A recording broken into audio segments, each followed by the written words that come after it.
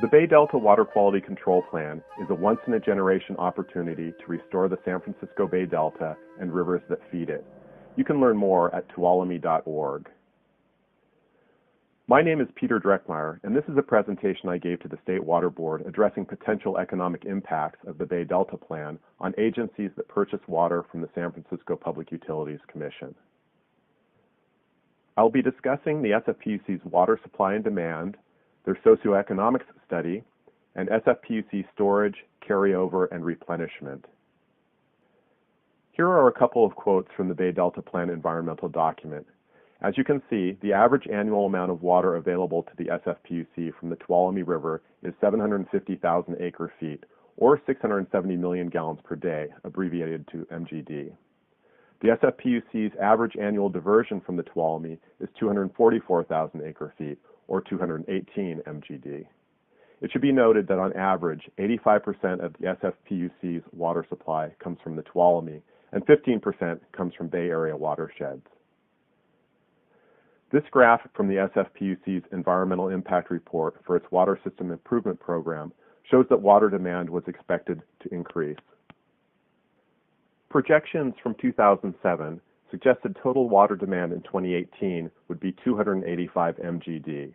The SFPUC proposed to divert an additional 25 MGD from the Tuolumne to meet this demand.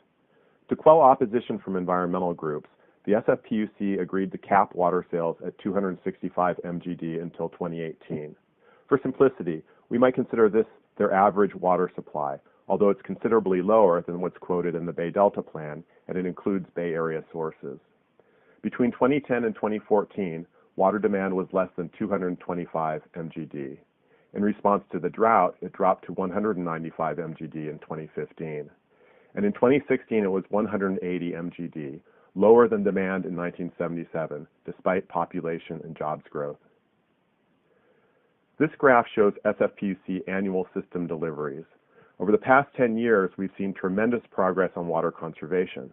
During the 2015-16 fiscal year, water demand dropped to 180 MGD, 32% below the 265 MGD sales cap. In 2014, the Bay Area Water Supply and Conservation Agency, known as BOSCA, which represents the SFPUC's 26 wholesale customers, revised its 2040 demand projections down by 20%. Now I'm going to talk about the SFPUC's socioeconomics study. This controversial quote from the general managers of the SFPUC and BOSCA suggested the Bay Delta Plan could result in the loss of up to 188,000 jobs and $49 billion in sales. These figures were based on work done by economist David Sunding. In 2014, Mr. Sunding released a draft socioeconomics study that we reviewed and found to be seriously flawed. For example, he based rationing on demand instead of supply. He treated Bay Area water supplies as if they would be impacted by changes in flow on the Tuolumne River. He didn't consider how storage replenishment in normal and wet years could erase past deficits. And he failed to adequately analyze the potential for water conservation. For example, over the past few years, people have taken actions such as installing high-efficiency appliances, taking shorter showers, and reducing overwatering of lawns with no economic impact. According to Sunding's 2014 study, the SFPUC service territory should have seen a loss of $6.5 billion in sales last year when water demand was more than 30% below average supply.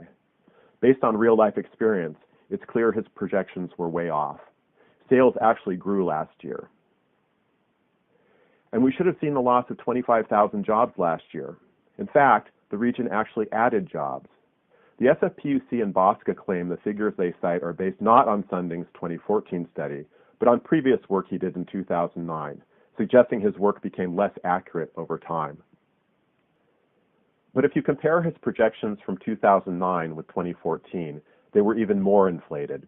He didn't produce figures for 30% rationing in 2009, but his figure for sales losses at 20% rationing was 50% higher than in 2014, and his figure for 40% rationing was more than double. The $49 billion in sales losses at the bottom of this chart is what the SFPUC and BOSCA have been citing. Same for job losses.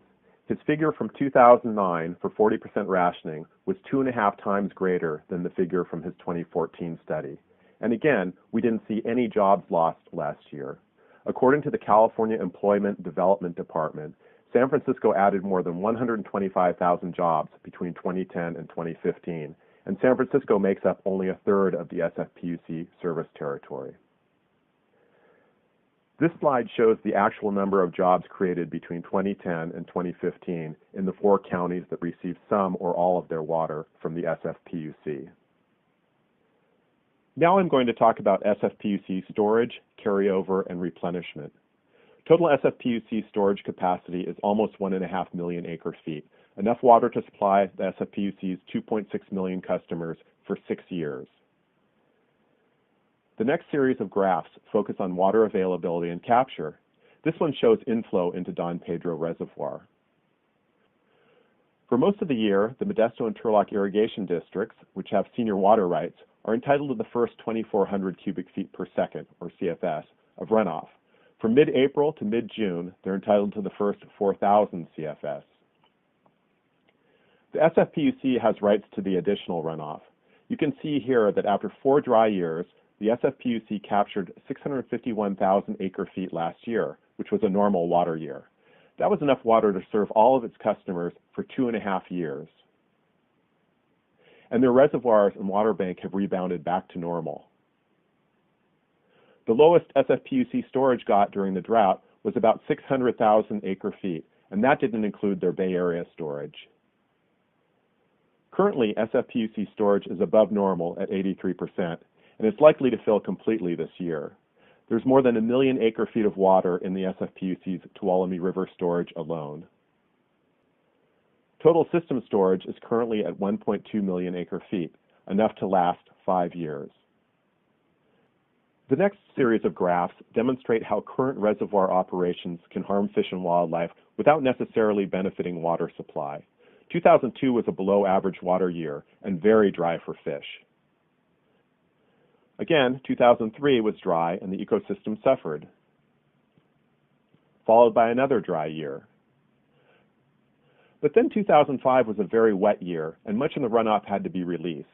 This provided one good year of flow at the expense of very poor flows during the previous few years. The excess water released in 2005 would have been much better used supporting ecosystem needs between 2001 and 2005. And 2006 was even wetter, with most of the runoff having to be released. When we have a really good water year, or even a couple of normal years, the system fills and any past deficit is erased. In conclusion, the SFPUC's socioeconomic study was seriously flawed, yet they and Bosca continue to cite these figures.